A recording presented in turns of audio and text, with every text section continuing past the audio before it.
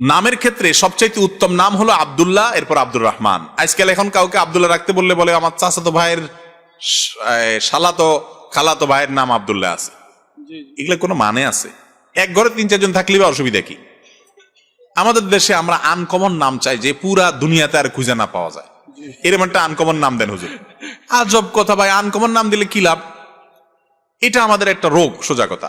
আমি সবচেয়ে উত্তম নাম রাখবো আব্দুল্লাহ। নবী করিম সাল্লাল্লাহু আলাইহি ওয়াসাল্লাম সবচেয়ে শ্রেষ্ঠ নাম বলছেন কাকে? আব্দুল্লাহকে। তিনি নিজের সন্তানের নাম রাখছেন, নবী সাল্লাল্লাহু আলাইহি ওয়াসাল্লামের বাবার নাম আব্দুল্লাহ। আব্দুল্লাহ নাম রাখা হলো সবচাইতে উত্তম। আশপাশে অন্যজনের আছে, থাকবে, অসুবিধা কি? বোনের ছেলের নাম আব্দুল্লাহ আছে, তো বোনের ছেলের নাম আব্দুল্লাহ থাকলে, বোনের ছেলের নাম আব্দুল্লাহ থাকলে, আপনার ছেলের নাম আব্দুল্লাহ থাকলে সমস্যা কি? বলে একজনে ডাকলে কারে ডাকবো সেটা বুঝবে না। বোনের ছেলে আপনার ছেলে জীবনে কয়বার একত্র হবে? সমস্ত ফাইজলামি বুদ্ধি কে দেয়? ইউনিক নাম চাই, ইউনিক।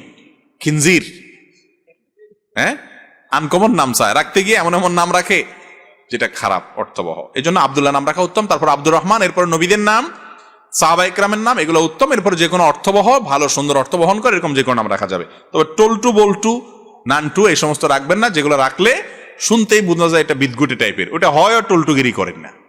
আল্লাহ হেফাজত করুক। নামের প্রভাব মানুষের উপর আছে, সুন্দর নাম রাখতে হয়।